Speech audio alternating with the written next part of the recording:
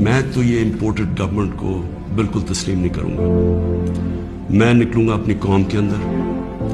میں تو ہمیشہ میری تو کوئی باپ پالیٹکس میں نہیں تھا, میرا کوئی رشتہ دار یا کوئی میں پولیٹیکل فیملی سے تو تھا نہیں. میں نے تو شروع کی عوام کے اندر نکل کے. 14 سال مذاق اڑتا رہا, تھوڑے سے لوگ تھے میرے ساتھ, اور کرتے کرتے اللہ کا کرم ہے کہ ایک دن اللہ نے عوام کے دل میری طرف موڑ دیے. پبلک نہیں مجھے لے کے آئے ہیں, پبلک کے ساتھ ہی میں نے آنا ہے. میں نے اپنی اسمبلی ڈیزالو کر دی, اپنے آپ کو ڈیزالو کر دیا, اور عوام کے پاس میں نے کہا لوگوں کے پاس جاتا کہ الیکشن کروائیں, فیصلہ کر لیں, الیکشن سے الیکٹ کریں لوگوں کو. بڑا مجھے رسپیکٹ بھی ملا, پیار ملا.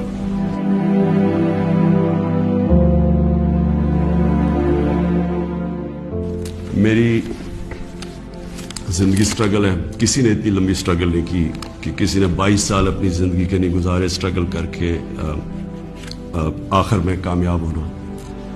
تو میں تو سٹرگل کے اوپر یوزڈ ہوں. میں تو اب ایک سٹرگل کے لیے تیار ہو گیا. میں نے تو اب پبلک میں نکلنا ہے اور میں نے سٹرگل کرنی ہے.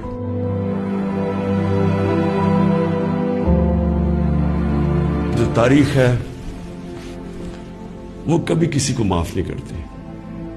کون کیا رول پلے کر رہا ہے, تاریخ میں ہمیشہ یہ چیزیں سامنے آ جاتی ہیں. لیکن ایک زندہ قوم ہمیشہ اپنے حقوق کے لیے کھڑی ہوتی ہے, اور ہمیشہ آپ کی سب سے بڑی کہ آپ نے یہ غلامی نہیں قبول کرنی. ایک آزاد قوم کی طرح آپ نے کھڑے ہونا ہے. ایاک نعبد و ایاک نستعین, لا الہ الا اللہ, کوئی خدا نہیں اللہ کے سوا. یہ نعروں پہ پاکستان بنا تھا, اس کے لیے قربانیاں دی تھی لوگوں نے. میں آپ کے ساتھ پوری سٹرگل کروں گا.